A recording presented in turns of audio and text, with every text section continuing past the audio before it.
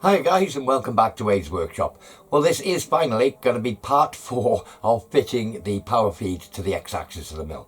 So it's going to be lots of bits and pieces going on in this, and I'll try and explain and show as much as I can. But it's lots of fiddly little bits of wiring, little connectors, that sort of thing. But bear with me and I'll show you where we are so far. So basically, plastic enclosure with a lid. Yeah, there's the front face. All the electronics are going to go in here. I've made up so far a little subplate. Here we are, a little subplate which screws into this box on the sort of standard mounting holes.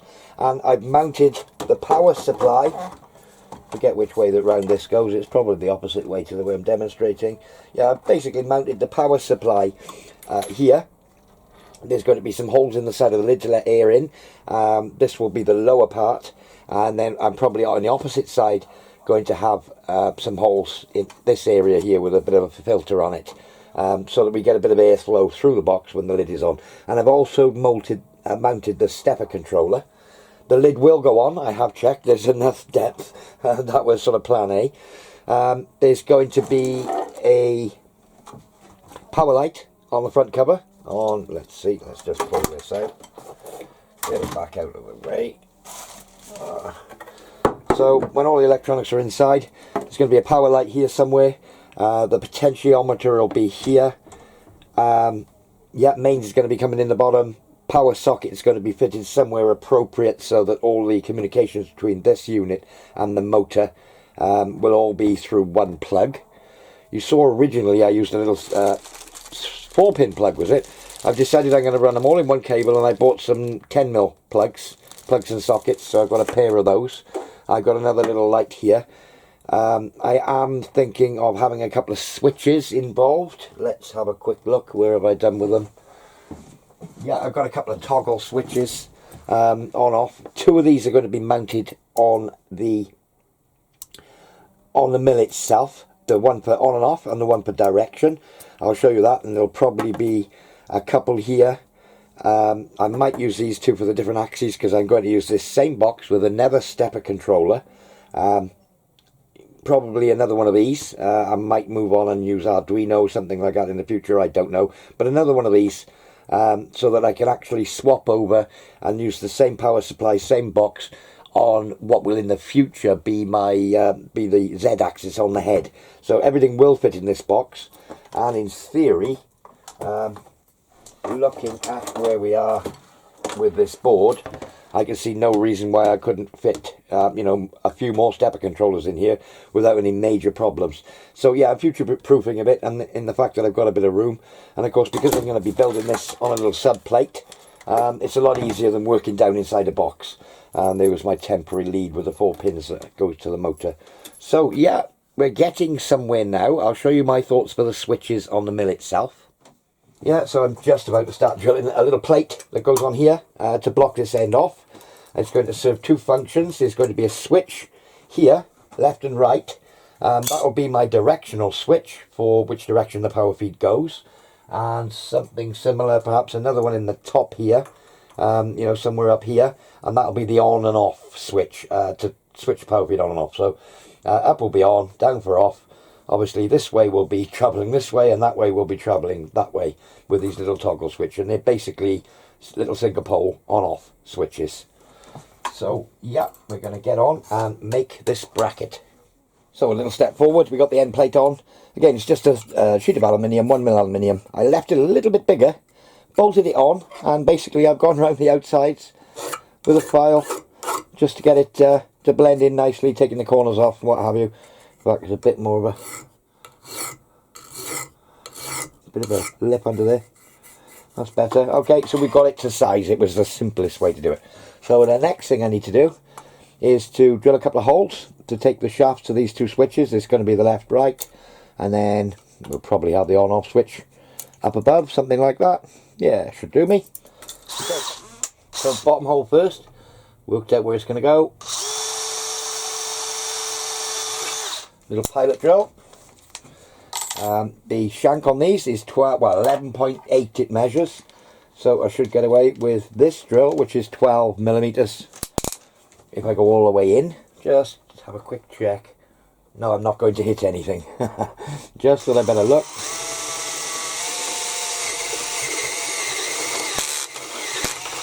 There we go. Simple as that. Yeah, it's only 1mm thick aluminium, little step drills, must make short work of that. Let's just check. It's going to fit in there lovely. Top one, I think I'm going to bias it off to one side. So, same sort of way I marked out the positions the last time. The overall width of that is 29, call it 30mm. So the centre is 15. The thickness of that is 8. So 8 and 15 is 23. So 24mm down I think we'll go. 24mm down. Okay. And I think I'll tuck it towards the outside here. So I already know from the bottom one that that's well, it's 15 point something wide, so I'm calling it 16 wide plus the 8, 24. So I'm going to come about 25mm in that way.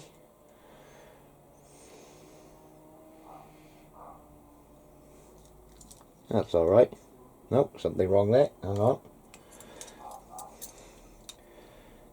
Half of the 16, 8, 2 eighths of 16, 17mm. Oh, I'm losing the plot. That looked like a long way across then. I forgot to half the thickness. So the next hole should be there. Does that look about right? It does. So little centre pot. Okay. Wonder if I can pick it up with this cone drill. I don't know. We'll try this time.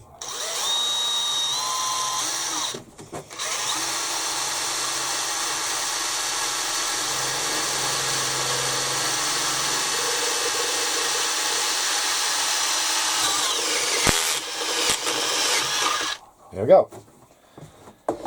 So, we've got the holes in position now. I can take it all apart, deburr it all, put it all back together with the switches in, and then wire it up through to the other side. So I'm going to try and explain a little bit about how I'm going to wire this up. You've seen this wired up before, and this is going to go in the main control panel. You've basically got two on-off switches here. When they're down like that, they're on, and that's when they're off. And they're basically exactly the same as these switches that I'm going to be using, on or off switches, except these are push on, push off. And these are flick one way, flick the other. Okay. Now, the main track of the board, let me get a little pointer. Here we go. The main track of the board here, this terminal, is a 12 volt negative, or 24 volt negative in. It's common all the way through the board, as you can see by the underlying track under the varnish. It's completely common. This being, no, I can't remember which switch does which now, but let's say, for instance, this is the on-off switch. It takes 12 volt negative, 24 volt negative here, and when the switch is on, it outputs it from this pin. So I'm going to need to solder a wire onto that pin. And very similar on this one, it takes a 12 volt negative here, 24 volt negative, I should say, here. And when it's in the on position, or normally closed, it outputs 24 volt negative onto this pin, so I will need to solder a wire onto here. I can get the 24 volt negative, so I won't need to do any soldering onto the board. I can just basically piggyback onto the input terminal here to get that 24 volt negative supply. Right, so basically if I piggyback from here through one of the main switches, say the on-off switch, so 24 volt negative on one side, when I switch it on, 24 volt negative comes out, and we'll join back onto the wire I've soldered onto the button. I will then piggyback the 24 volt supply to this switch, 24 volt negative, onto the input of the other switch. So I'll have one wire comes from this board, basically down below, into the control unit, or into the motor box, should we call it. 24 volt negative onto there, piggybacked onto that one. And then when this switch is on, it'll supply a negative onto there to switch it on. And when this switch is on, depending on which direction I want it to go into, it will put a 24 negative onto there, replicating, switching the little button switch on. So basically I'm mounting these two buttons remotely, and it's going to take me 3 wires to do so. So no great problems there. Now then, if at any time you switch this off, it kills the motor, kills everything altogether. I'm thinking of putting a couple of limit switches on the table so that if the table gets to the end of its stroke, rather than damage anything, you know, have the motor continuing trying to drive when the lead screw and everything's jammed up, we need a limit switch to switch it off in both directions. So we'll have a quick look at that. So you can see in this area here, we have this channel on the front of the table, which normally puts the movable stops. I'll be removing these. You then have, there will be some fixed stops as well, but that's another story. I can run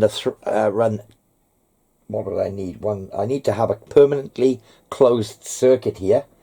And if at any time the switches, as they're going to be mounted in this slot on adjustable switches, but they're going to pretty much be on the extremes. If at any time the switch comes along, the micro switch will hit this bar and switch off. You can't quite see, can you? Bear with me.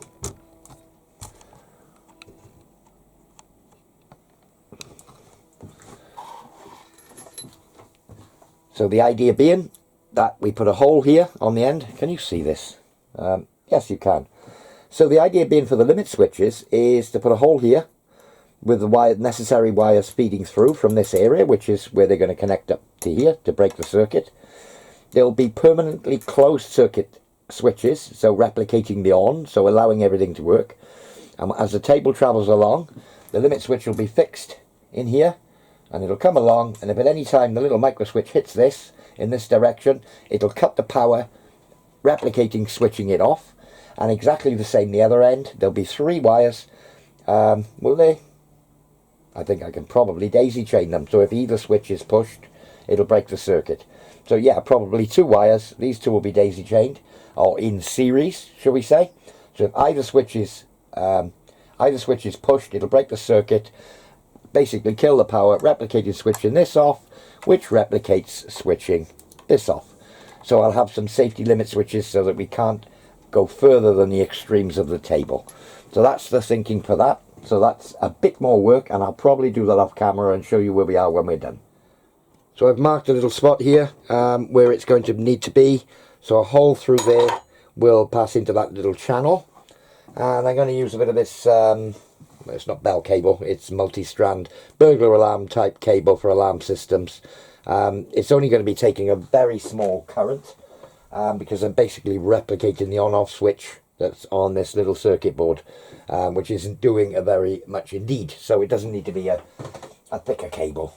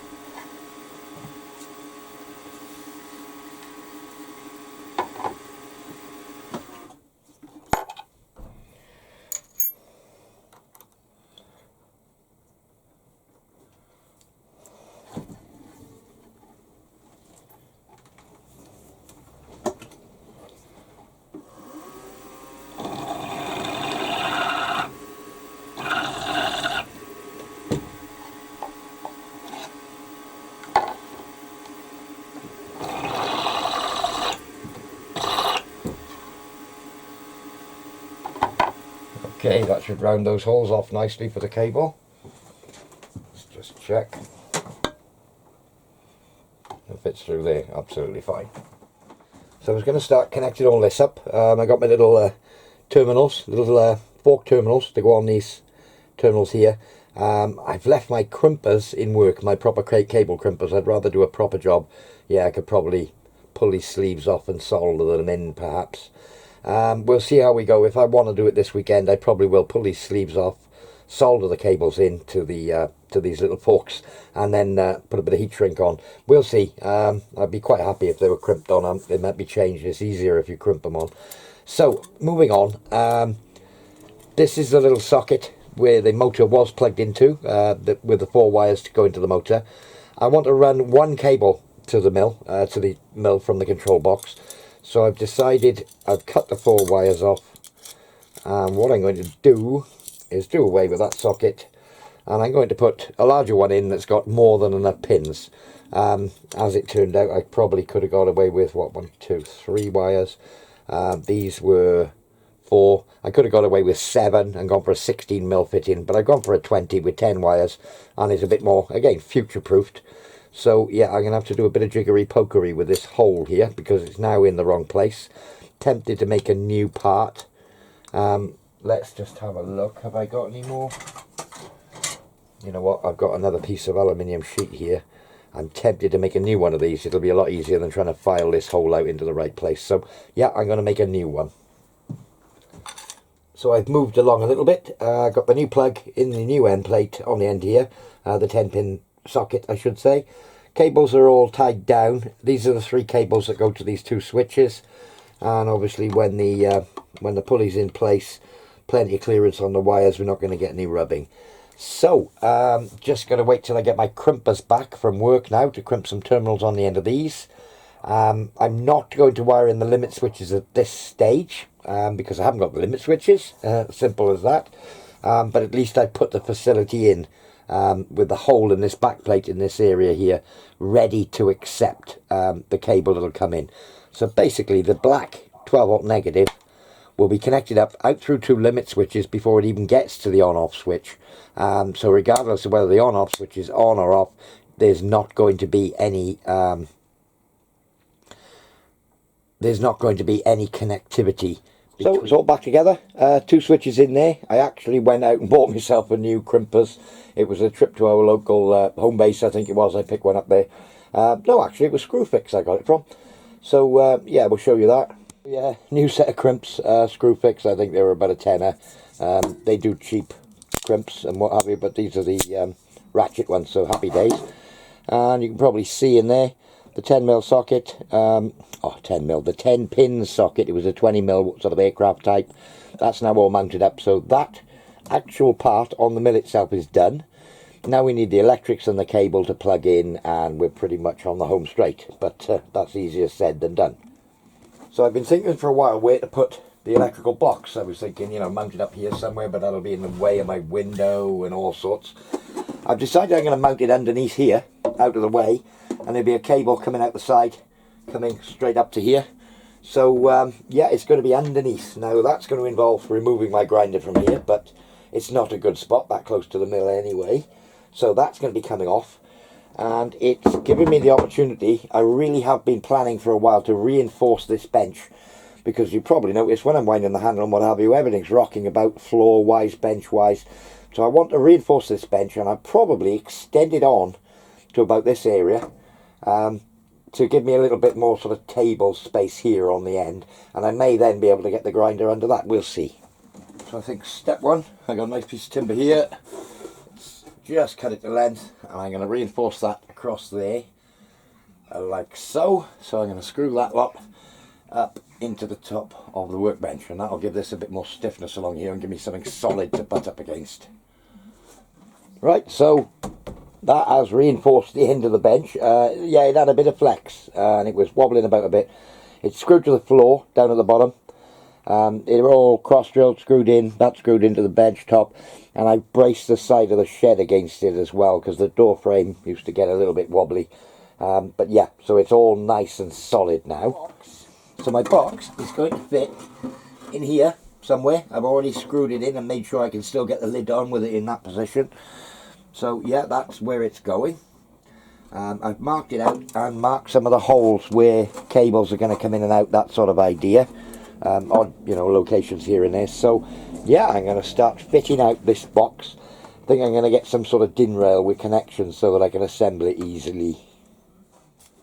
Okay, so it's coming along. I've fitted the socket. I'm going to have to take it off and solder the wires on separately. So I'll solder some tails on it, because it's difficult to do down in there. Mains power in, and the little board will be going in there through a hole here, as you can see.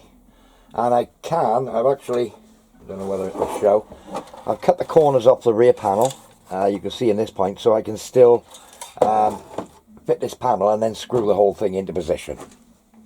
Well, that's about it for this one, guys. I realise I've been slow coming with videos, but I do promise I'll try and get the pace going up a bit, you know, one every 10 days or so. Typically I'd put one up a week, you know, in my prime then, but we're coming back slowly and we'll be back up to it. We had a lot of you watch the one that I made with a little turned adapter. It was, you know, it was seemed to be very popular, that video, and obviously we will try and get back to some turning and milling as soon as this little project's over. So yeah, thanks for watching, guys. Thanks for subscribing, and we'll see you all very soon. Cheers now.